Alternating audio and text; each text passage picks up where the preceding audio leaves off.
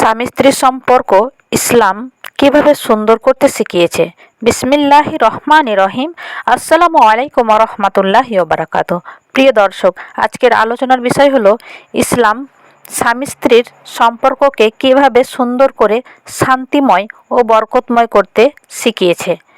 বর্তমান সমাজে অনেক সময় সংসারে ছোট ছোট বিষয় নিয়ে অশান্তি দেখা যায়, অথচ ইসলাম আমাদের এমন কিছু শিক্ষা দিয়েছে যা মেনে চললে একটি পরিবারে জান্নাতের বাগানের মতো হয়ে উঠতে পারে।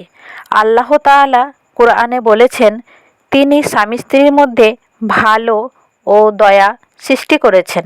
অর্থাৎ এই সম্পর্ক শুধু দায়িত্বের নয়, এটি ভালোবাসা, সম্মান এবং পারস্পরিক সহানুভূতির সম্পর্ক। প্রিয় ভাই ও বোনেরা, রাসূল সাল্লাল্লাহু আলাইহি ওয়াসাল্লাম বলেছেন, স্ত্রীদের সঙ্গে অন্তত সুন্দর আচরণ করতেন। আমাদের বিশ্বনবী সাল্লাল্লাহু আলাইহি ওয়াসাল্লাম খুবই ভালো আচরণ করতেন তার বিবিগণদের সাথে।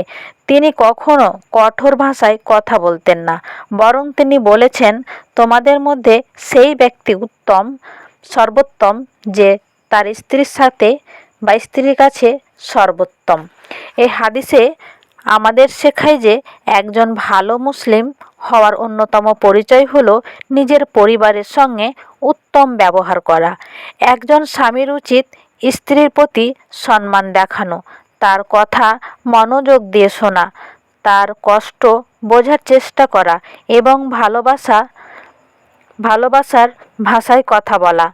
ঠিক তেমনি একজন স্ত্রীরও উচিত স্বামীর সম্মান রক্ষা করা, সুখে দুঃখে তার পাশে থাকা এবং আল্লাহর সন্তুষ্টির জন্য সংসারকে সুন্দরভাবে পরিচালনা করার চেষ্টা করা। মনে রাখবেন, সংসারের মতের অমিল হতেই পারে, কিন্তু রাগের সময় এমন কোনো কথা বলা উচিত নয় যা সম্পর্ককে ভেঙে দেয়। ক্ষমা করতে শেখো, ভুল হলে তা স্বীকার করা এবং একে অপরকে বোঝার চেষ্টা করা, এইসবই ইসলামের শিক্ষা। আরেকটি গুরুত্বপূর্ণ বিষয় হলো, স্বামী স্ত্রী একে অপরের দোষ মানুষের কাছে কখনো প্রকাশ করবেন না, বরং পরস্পরের সম্মান রক্ষা করবেন।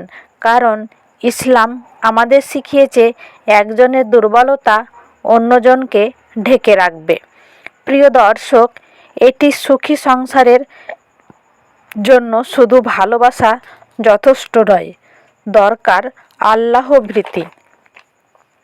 যখন স্বামী স্ত্রী একসঙ্গে নামাজ আদায় করেন, আল্লাহর কাছে দোয়া করেন এবং ইসলামের বিধান মেনে চলার চেষ্টা করেন, তখন সেই সংসারে রহমত বরকত নেমে আসে।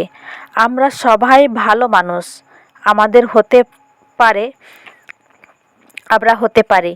তাই প্রতিদিন চেষ্টা করুন একে অপরকে একটি ভালো কথা বলতে, একটি হাসি উপহার দিতে এবং আল্লাহর জন্য ক্ষমা করে দিতে। হয়তো এই ছোট ছোট কাজগুলোই আপনার সংসারকে আরও সুখী ও শান্তিময় করে তুলবে। আল্লাহ তাআলা আমাদের সকলের দাম্পত্য জীবন ভালোবাসা, বরকত, শান্তিময় এবং বরকতে পরিপূর্ণ করে দিন। আমাদের পরিবারকে দিনদার ও সুখী পরিবার হিসাবে কবুল করুন। আমিন ইয়া রব্বুল আলামিন।